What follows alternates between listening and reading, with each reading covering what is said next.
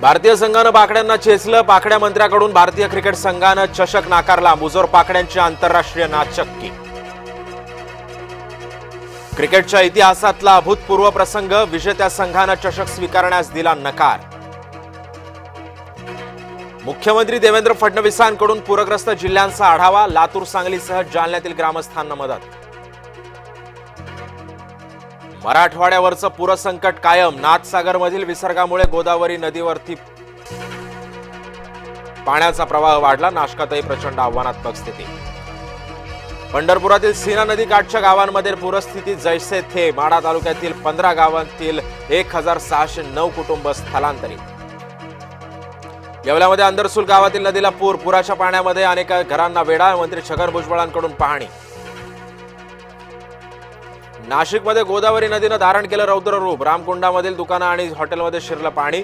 दुतोंडे मारुतीच्या डोक्यापर्यंत लागलं पाणी. पैठण शहरातील शेकडो घरांमध्ये शिरलं पाणी. 125 पेक्षा जास्त कुटुंबांचं स्थलांतर. जायकवाडी धरणातून गोदावरी नदी पात्रात विसर्ग. चाळीसगाव मधील गिरणा नदी भरली. अनेक घरांमध्ये शिरलं नदीचं पाणी. 1 लाख हेक्टरपेक्षा अधिक शेती पाण्याखाली. पंढरपुरात चंद्रभागा नदीला पाणी. उजनी आणि वीर धरणातून करण्यात आला विसर्ग. हिंगोलीच्या वसमत तालुक्यामध्ये पावसाचा हाहाकार. एवढा मोठा पूर उभ्या आयुष्यात पाहिला नाही. डोनवाड्याच्या 40 वर्षीय आजोबांनी मांडली कथा.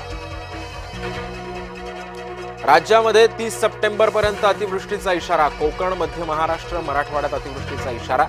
नागरिकांना सतर्कता बाळगण्याचं आवाहन. छत्रपती संभाजीनगर जिल्ह्यामध्ये मुसळधार पाऊस. कन्नड तालुक्यातील शिवना नदीला पूर. लंगोटी महादेव मंदिर परिसरामध्ये साचलं पुराचं पाणी.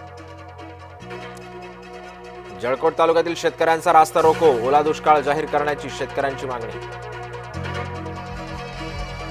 विठ्ठल रुक्मिणी मंदिर समितीकडून पूरग्रस्तांना मदतीचा हात. मुख्यमंत्री सहायता निधी 1 कोटींची मदत. बीडमधला समता परिषदेचा मेळावा तुर्तास तरी रद्द. पूरस्थितीमुळे मेळावा पुढे ढकलण्याची भुजबळांची सूचना. ओबीसी मेळाव्याला विरोध नाही, मात्र भुजबळांना विरोध. भुजबळांना बीडमध्ये पाय ठेवू देणार नाही, मराठा समन्वयकांचा इशारा. पंतप्रधानांना मदत द्यायला प्रस्ताव कशाला हवाय? उद्धव ठाकरेंचा भाजपला सवाल. महायुतीचं सरकार मदत देण्यामध्ये कुचकामी. उद्धव ठाकरेंचं टीकास्त्र. विचार, विकास आणि विश्वास या त्रिसूत्रानुसार काम करा. जिंकण्याची शाश्वती असलेल्या जागा मागितल्या जातील. एकनाथ शिंदेंचा पदाधिकाऱ्यांना कानमंत्र.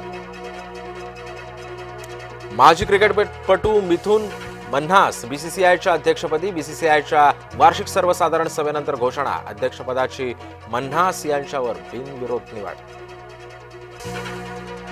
चिकन मागितलं म्हणून आईकडून चिमुकल्यांना मारहाण. 7 वर्षीय चिन्मयचा जागीच मृत्यू. 10 वर्षीय चिमुकली गंभीर जखमी. पालघरमधला धक्कादायक प्रकार.